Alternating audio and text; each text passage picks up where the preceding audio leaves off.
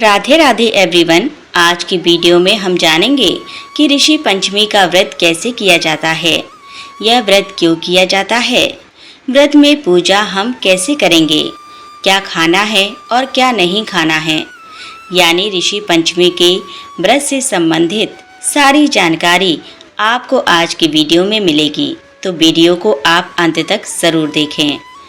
देखिए, भाद्रपद माह के शुक्ल पक्ष की पंचमी को ऋषि पंचमी के रूप में मनाया जाता है। महिलाओं के कुछ दिन ऐसे होते हैं जिन्हें अशुद्धि के दिन माना जाता है। रजो धर्म के कारण इस समय महिलाएं पूजा पाठ नहीं करती। इस दौरान अगर अनजाने में कोई गलती हो जाए तो उसकी क्षमा याचना के लिए ही ऋषि पंचमी का व्रत किया जाता है। यह व्रत महिलाएं करती हैं और इस दिन सप्त ऋषियों का पूजन किया जाता है। अब पूजा की तैयारी करते हैं। यहाँ पर मैं मिट्टी से सप्त ऋषि बना रही हूँ। आप चाहें तो इन्हें सुपारी से भी बना सकते हैं। मिट्टी से बने सप्त ऋषियों का विसर्जन करना आसान होता है, इसीलिए मैंने मिट्टी चुनी है। हमें 7 सप्त ऋषि और एक अरुंधति माता बनानी है। अरुंधति माता को गोल आकार में और सप्त ऋषियों को पिंड आकार में बनाया जाता है। पूजा विधि: ऋषि पंचमी के दिन सुबह स्नान आदि करने के बाद पूजा करनी चाहिए।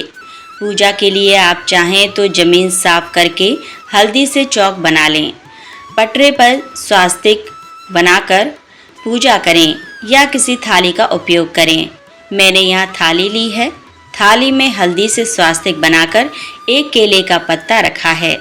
पत्ता ना हो तो सीधे सप्त ऋषियों को विराजमान कर सकते हैं। सबसे पहले गणेश जी को विराजमान करें, फिर अरुंधति माता को और उसके बाद सप्त ऋषियों को। अब दीपक जलाएं। ध्यान रखें कि दीपक भैंस के घी का होना चाहिए, गाय के घी का उपयोग नहीं करना है। धूप दीप जलाकर संकल्प करें, हे भगवान, आज मैं आपके निमित्त यह पूजा कर रही हूँ। मेरी पूजा स्वीकार करें और अशुद्धि काल में हुई गलतियों को क्षमा करें। इसके बाद जल से सभी को स्नान कराएं। गणेश जी और माता अरुंधति को रोली से तिलक करें और कलाबा अर्थात मौली वस्त्र स्वरूप अर्पित करें। यदि छोटी चुनरी हो तो अरुंधति माता को अर्पित करें। सप्त ऋषियों को चंदन से तिलक करें। चंदन ना हो तो हल्दी का उपयोग करें और उन्हें भी कलाबा, जनेऊ या रूमाल वस्त्र स्वरूप समर्पित करें। अब सभी को फूल अर्पित करें। यदि फूल उपलब्ध ना हो तो बिना फूल भी पूजा की जा सकती है। फिर भोग लगाएं। ध्यान रहे कोई भी ऐसी वस्तु ना चढ़ाएं जो हल से बोई गई हो, यानी चावल, अनाज आदि नहीं। केवल फल और मेवे अर्थात ड्राई फ्रूट्स का भोग लगाएं। फिर दक्षिणा अर्पित करें और हाथ में फूल लेकर व्रत कथा सुने। व्रत कथा सुनना अनिवार्य है, क्योंकि कथा सुनने के बाद ही व्रत पूर्ण होता है। कथा सुनने के बाद फूल सप्त ऋषियों के चरणों में अर्पित कर दें। इसके बाद आरती करें। पहले गणेश जी की आरती करें। यदि सप्त ऋषियों की आरती आती हो तो उनकी भी कर लें, अन्यथा केवल गणेश जी की आरती भी पर्याप्त है। आरती के बाद हाथ जोड़कर पूजा में हुई कमियों के लिए क्षमा याचना करें और मनोकामनाओं की सिद्धि के लिए प्रार्थना करें। पूजा के बाद थाली या चौकी पर थोड़ा सा जल छिड़कें और पूजा संपन्न करें। फिर लोटे का जल सूर्य देव को अर्पित करें और भोग सभी घरवालों में बांट दें। व्रत के नियम: इस व्रत में गाय का दूध, घी आदि नहीं लिया जाता है। केवल भैंस का दूध और घी उपयोग में लाना चाहिए। सुबह पूजा के बाद दिन में फलाहार या भैंस के दूध की चाय ले सकते हैं। शाम को 4 बजे के बाद पूजा का विसर्जन करें। विसर्जन के समय गणेश जी को जल से स्नान कराकर घर के मंदिर में रख लें। दक्षिणा पंडित जी को दान कर दें। अरुंधति माता और सप्त ऋषियों की मिट्टी की प्रतिमाओं का जल में विसर्जन करें। यह जल बाद में पौधों में सींच दें, इधर उधर ना फेंकें। पूजा की थाली को अच्छी तरह धोकर पुनः प्रयोग करें। कुछ लोग शाम को चंद्रमा को अर्घ्य देकर व्रत का पारण करते हैं। कुछ अगले दिन करते हैं। यह आपकी शारीरिक क्षमता और संकल्प पर निर्भर करता है। लेकिन ध्यान रहे, जैसा संकल्प करेंगे आगे के सभी व्रत वैसे ही करने होंगे। इस व्रत में किसी भी तरह की अनाज या हल से बोई हुई वस्तु नहीं खानी चाहिए। केवल फल और मेवे ही ग्रहण करने हैं। तो फ्रेंड्स, यह थी ऋषि पंचमी व्रत की सरल पूजा विधि। मुझे विश्वास है कि आपके सारे डाउट्स क्लियर हो गए होंगे। तो चलिए फ्रेंड्स, अब प्रारंभ करते हैं सप्तऋषि पंचमी व्रत कथा। तो कथा इस प्रकार है।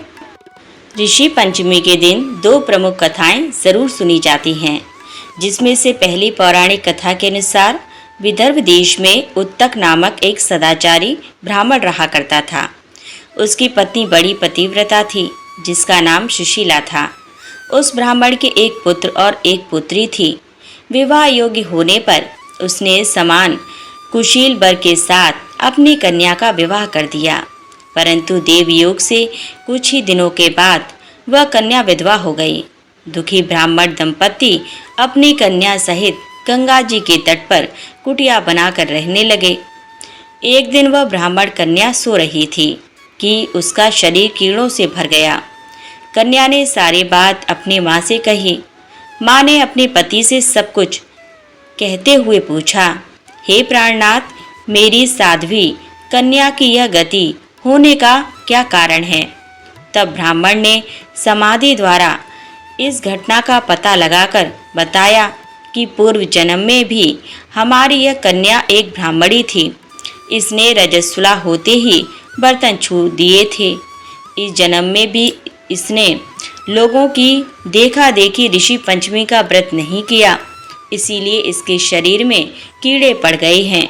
धार्मिक शास्त्रों की मान्यता है कि रजस्वला स्त्री पहले दिन चंडालिनी, दूसरे दिन ब्रह्मघातिनी और तीसरे दिन धोबिन के समान अपवित्र होती है।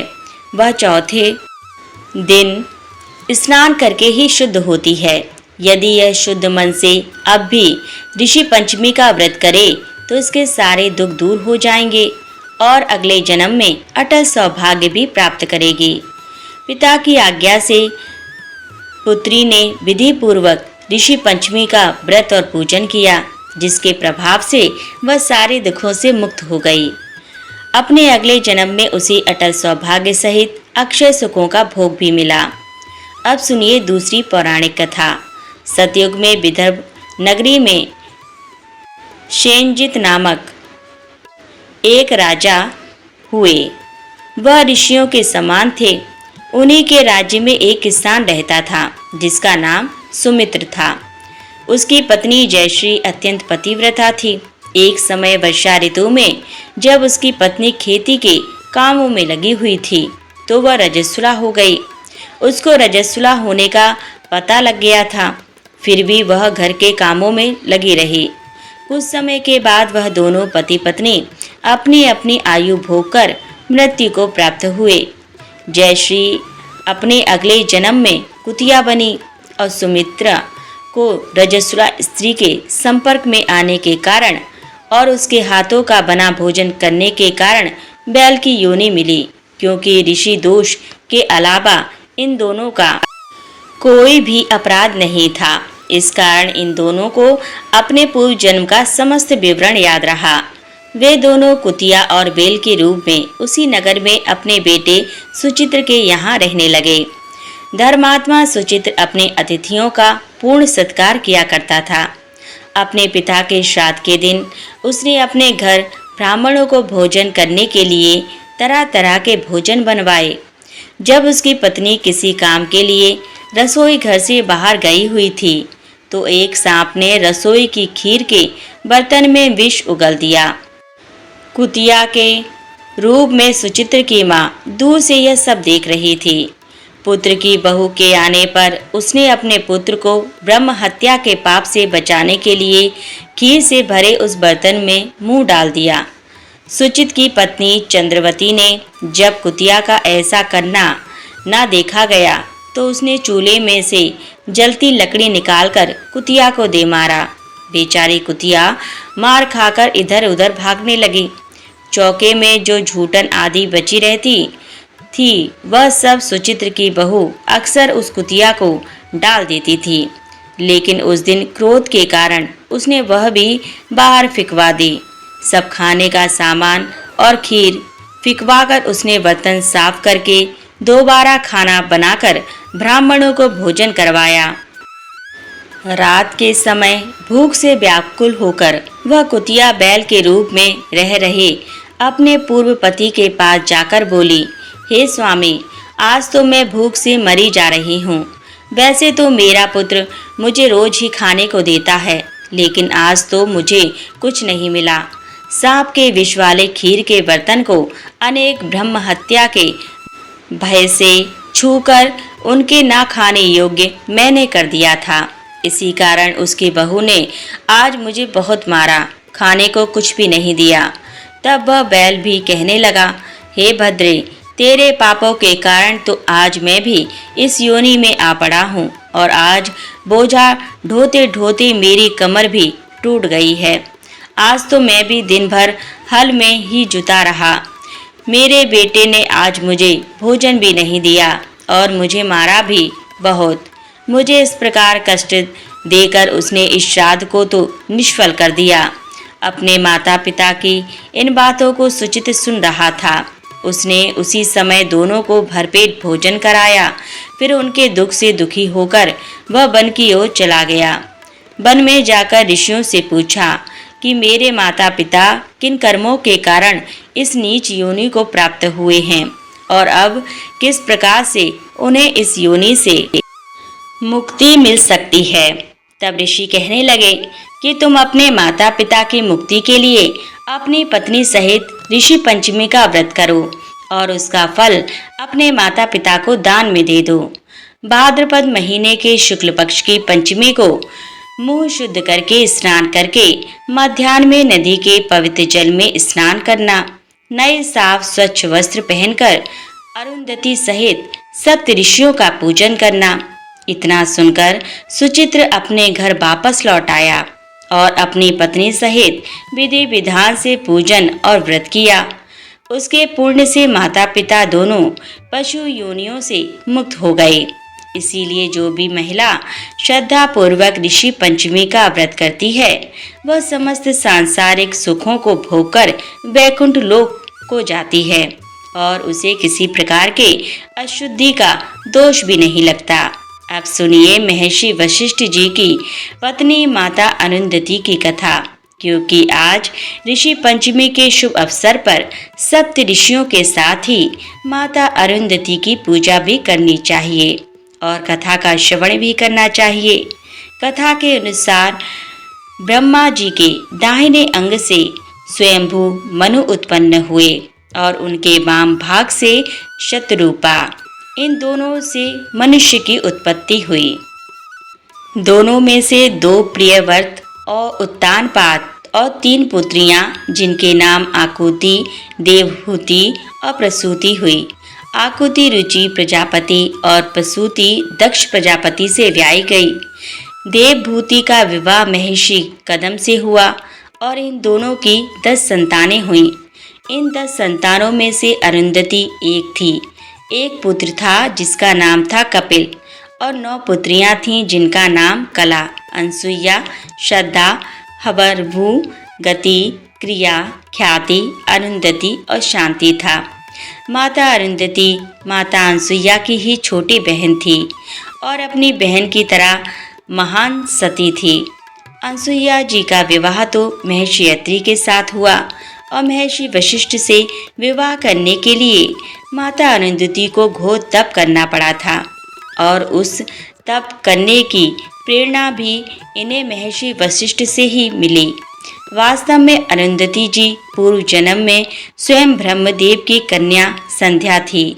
संध्या ने भी अपने पिता से उपदेश मांगा, जिस पर परम पिता ब्रह्मा जी ने उन्हें तप करने का आदेश दिया। अपने पिता की आज्ञा पाकर संध्या चंद्रभाग पर्वत के निकट ब्रह्लोहित सरोवर के तट पर जा पहुंची, किंतु उन्हें यह नहीं पता था कि वह तपस्या किसकी करे और तपस्या किस प्रकार करनी चाहिए उन्हें कुछ भी नहीं पता था। अब वे उसी चिंता में उसी सरोवर के निकट बैठ गई। उसी समय भ्रमण करते हुए महर्षि वशिष्ठ वहां पहुंचे और एक कन्या को इस प्रकार चिंतित और परेशान बैठा देखकर उन्होंने उनसे उनका परिचय पूछा। तब संध्या ने उन्हें अपना परिचय दिया। महर्षि वशिष्ठ को देखकर संध्या के मन में उनके प्रति अनुराग पैदा हो गया, जिसे महर्षि वशिष्ठ ने अपने तपोबल से जान लिया था। तब उन्होंने देवी संध्या से कहा, हे देवी, आप और हम दोनों परम पिता ब्रह्मा की संतानें हैं। इस कारण हमारा विवाह तो संभव नहीं है, किंतु अगर तुम परम पिता के कहे अनुसार घोर तप करो तो अगले जन्म में ही हमारा साथ संभव होगा। यह सुनकर संध्या ने उनसे कहा कि हे महर्षि, पिताश्री के आदेशानुसार मैं यहाँ तप करने के लिए ही आई थी, किंतु मुझे नहीं पता कि मुझे किसकी तपस्या करनी चाहिए और उसे किस प्रकार करा जाता है। अतः आपको ही गुरु मानकर मैं अब आपसे ही उसका उपाय पूछती हूँ। कृपया आप मेरा मार्गदर्शन कीजिए कि मैं किसकी और किस प्रकार तपस्या करूँ। उसी से मेरे बेचैन मन को शांति मिलेगी। देवी संध्या की बात सुनकर महर्षि वशिष्ठ ने उनसे कहा, भद्रे, जो इस संसार के मूल कारण हैं, उन्हीं भगवान विष्णु की तुम तपस्या करो। उनसे तुम्हें मनचाहे वर की प्राप्ति होगी। तप के पहले 6 दिनों तक भोजन मत करना। सिर्फ तीसरे और छठे दिन रात को कुछ पत्ते खाकर जल पी लेना। उसके बाद तुम जल का भी त्याग कर देना। तुम्हारी ऐसी तपस्या से भगवान श्री हरि अवश्य ही प्रसन्न होंगे। ऐसा कहकर महर्षि वशिष्ठ वहां से चले गए। फिर उनकी बताई हुई विधि से संध्या भगवान नारायण की घोर तपस्या करने लगी। उन्होंने 4 युगों तक श्री हरि की घोर तपस्या की और आखिरकार उनकी कठिन तपस्या से प्रसन्न होकर भगवान विष्णु ने उन्हें दर्शन दिए। उन्हें अपने समक्ष देखकर देवी संध्या अवाक रह गई। उस समय इतनी भी शक्ति उनके अंदर नहीं बची थी कि वह खड़ी रहकर उन्हें प्रणाम कर पाती। उनकी ऐसी भक्ति देखकर नारायण ने उन्हें स्वस्थ कर दिया और फिर पूछा कि वह किस कारण ऐसी घोर तपस्या कर रही थी। तब देवी संध्या ने भगवान श्री विष्णु से जो 3 वरदान मांगे वह इस प्रकार थे। पहला वरदान, किसी भी जीव में जन्म लेते ही काम की भावना ना हो। दूसरा, मैंने जिनकी कामना की है वही मुझे पति रूप में प्राप्त हो और मेरा पति व्रत अखंड रहे। तीसरा वरदान, मेरे पति के अलावा और कहीं भी मेरी सकाम दृष्टि ना हो और उनके अतिरिक्त जो कोई भी मुझे सकाम भाव से देखे वह तत्काल नपुंसक हो जाए। देवी संध्या के ऐसे वचन सुनकर इस प्रकार वरदान मांगने पर श्री हरि ने प्रसन्न होकर कहा, पुत्री, तुमने उचित वरदान मांगा है। मैं तुम्हें वर देता हूँ कि अगले जन्म में तुम्हारी इच्छा के अनुसार तुम्हें पति प्राप्त होगा और तुम दोनों कल्प के अंत तक जीवित रहोगे। कोई अन्य पुरुष अगर तुम पर काम दृष्टि डालेगा तो वह तत्काल नपुंसक हो जाएगा। आज के बाद किसी भी जीवन में जन्म लेते ही तुरंत काम भावना कभी जागृत नहीं होगी। मनुष्य की 4 अवस्थाओं बाल्य, कौमार्य, यौवन और वृद्धावस्था में से अन्य 3 में यानी कौमार्य, यौवन और वृद्धावस्था में तो काम भावना जागृत हो पाएगी, लेकिन बाल्यावस्था में कभी नहीं होगी। अब तुम जाओ और चंद्रभाग पर्वत के निकट महर्षि मेघ तिथि के 12 वर्षों से यज्ञ कर रहे हैं, जो आज समाप्त होने वाला है। उसी यज्ञ की अग्नि में अब तुम अपने शरीर का त्याग करो। मेरे आशीर्वाद से तुम अग्नि की कन्या बन जाओगी और कोई तुम्हें देख नहीं पाएगा। ऐसा कहकर श्री हरि ने अपने चरणों से संध्या को स्पर्श किया, जिससे वह यज्ञ के हविष्य के रूप में बदल गया और वह अदृश्य हो गई। इसके पश्चात श्री हरि वहीं अंतर्ध्यान हो गए।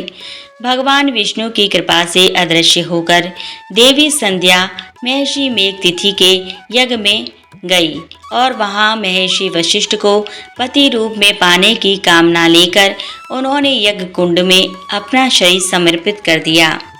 उस अग्नि में भस्म होने के बाद उत्पन्न उनकी पवित्र ऊर्जा को स्वयं सूर्य देव ने दो भाग कर सृष्टि के कल्याण हेतु अपने रथ पर स्थापित किया। यही दो भाग प्रातः काल और संध्या काल कहलाते हैं। अगले जन्म में वही संध्या महर्षि कर्दम की पुत्री के रूप में जन्मी और उनका नाम रखा गया अरुंधति। जब वह 5 वर्ष की हुई तब स्वयं ब्रह्मदेव ने महर्षि कर्दम को यह आदेश दिया कि इस कन्या को उचित शिक्षा के लिए उसे माता सावित्री और माता बहुला के पास भेज दें।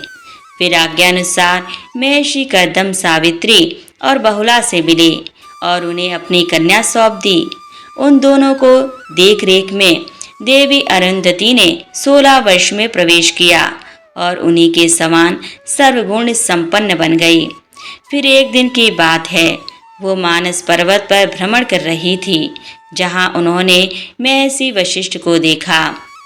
उन्हें देखकर उन्हें अपने पूर्व जन्म की बात स्मरण हो आई और उन्होंने महर्षि वशिष्ठ को मन ही मन अपना पति मान लिया। जब माता सावित्री को इस बात का पता चला तो उन्होंने अरुंधति को पुनः महर्षि कर्दम को सौंपा और उनका विवाह महर्षि वशिष्ठ से करने का सुझाव दिया। बाद में उनका विवाह महर्षि वशिष्ठ से हुआ और वे दोनों सुखपूर्वक अपने आश्रम में रहने लगे। इन दोनों का स्थान सप्तऋषि तारामंडल में बताया गया है। एक बार महर्षि वशिष्ठ अन्य सप्तऋषियों के साथ 12 वर्ष की घोर तपस्या के लिए चले गए। उस समय में अरुंधति अकेली अपने आश्रम पर रही। देवयोग से सप्तऋषियों के जाते ही भयानक अकाल पड़ा। 7 दिनों तक देवी अरुंधति के मुख में अन्न का एक दाना तक नहीं गया। तब उन्होंने इस दौरान केवल वायु का सेवन करके भगवान शिव की आराधना आरंभ की ताकि उनका अंत हो जाए। तब उनकी परीक्षा लेने के लिए 21वें दिन स्वयं महादेव उनके आश्रम में एक वृद्ध के रूप में पधारे और उन्होंने देवी अरुंधति से खाने को कुछ मांगा। तब देवी अरुंधति ने क्षमा याचना करते हुए महादेव से कहा कि प्रभु उनके पास तो खाने को कुछ भी नहीं है। तब महादेव ने उन्हें कुछ बद्री के बीज दिए और उन्हें पकाने को कहा। अरुंधति उसे पकाने बैठी। समय काटने के लिए उन्होंने वृद्ध रूपी भगवान शंकर से धर्म कर्म की बातें आरंभ कर दी। तब शंकर जी उन्हें धर्म का वास्तविक रूप समझाने लगे। भगवान शंकर की माया के कारण जब तक अरुंधति ने उन बद्री के बीजों को पकाया तब तक 12 वर्ष बीत गए और उनकी कृपा से अकाल भी समाप्त हो गया। किंतु अरुंधति को ऐसा लगा जैसे बस कुछ ही समय बीता हो। उसी समय सप्तऋषि अपनी घोर तपस्या समाप्त कर वहां पधारे। तब उन्हें देखकर अरुंधति आश्चर्य से बोली कि आप सब तो 12 वर्षों के लिए गए थे, फिर इतनी जल्दी कैसे आ गए। तब महर्षि वशिष्ठ ने आश्चर्यचकित होकर उन्हें बताया कि वे सब तो 12 वर्षों के पश्चात ही वापस आ रहे हैं। इसके पश्चात 7 महान ऋषि इस बात पर बहस करने लगे कि उन 7 में किसकी तपस्या सबसे उत्तम थी। जब कोई निर्णय नहीं हुआ तब देवी अरुंधति ने वृद्ध रूपी महादेव से ही इसका निर्णय करने को कहा। महादेव ने देवी अरुंधति की भक्ति से प्रसन्न होकर उन सभी को दर्शन दिए और कहा कि आप 7 ऋषियों की सम्मिलित तपस्या से भी अधिक कठोर व्रत देवी अरुंधति का है। मैंने जो ज्ञान अरुंधति को दिया है, आप सभी ऋषि उस ज्ञान को इनसे प्राप्त करें और जगत में उसका प्रचार करें। ऐसा कहकर महादेव वहीं अंतर ध्यान हो गए। तब सभी सप्तऋषि देवी अरुंधति के तेज के समक्ष नतमस्तक हुए और उनसे वह ज्ञान प्राप्त किया जो देवी अरुंधति ने 12 वर्षों में महादेव से प्राप्त किया था। वही ज्ञान आगे चलकर वेद और पुराण की कथाओं के रूप में प्रसिद्ध हुआ, जिसका विस्तार जगत में सप्तऋषियों ने किया। माता अरुंधति से ही वार्तालाप करते हुए महर्षि वशिष्ठ ने राजर्षि विश्वामित्र को ब्रह्म ऋषि विश्वामित्र कहकर पुकारा था। सप्तऋषि तारामंडल के बारे में हमारे वेद पुराणों में सहस्त्रों वर्षों पहले लिखा जा चुका था और आज आधुनिक वैज्ञानिक भी मानते हैं कि हमारे तारामंडल में 2 युगल तारे हैं जो एक दूसरे की परिक्रमा करते हैं। वे महर्षि वशिष्ठ और माता अरुंधति ही हैं और आज भी वैज्ञानिक उन युगल तारों को अरुंधति वशिष्ठ के नाम से ही जानते हैं। कथा समाप्त। प्रेम से बोलिए सप्तऋषियों की जय, माता अरुंधति की जय। अगर आपको यह वीडियो अच्छी लगी हो तो वीडियो को लाइक करके ज़्यादा से ज़्यादा लोगों तक शेयर भी कीजिए।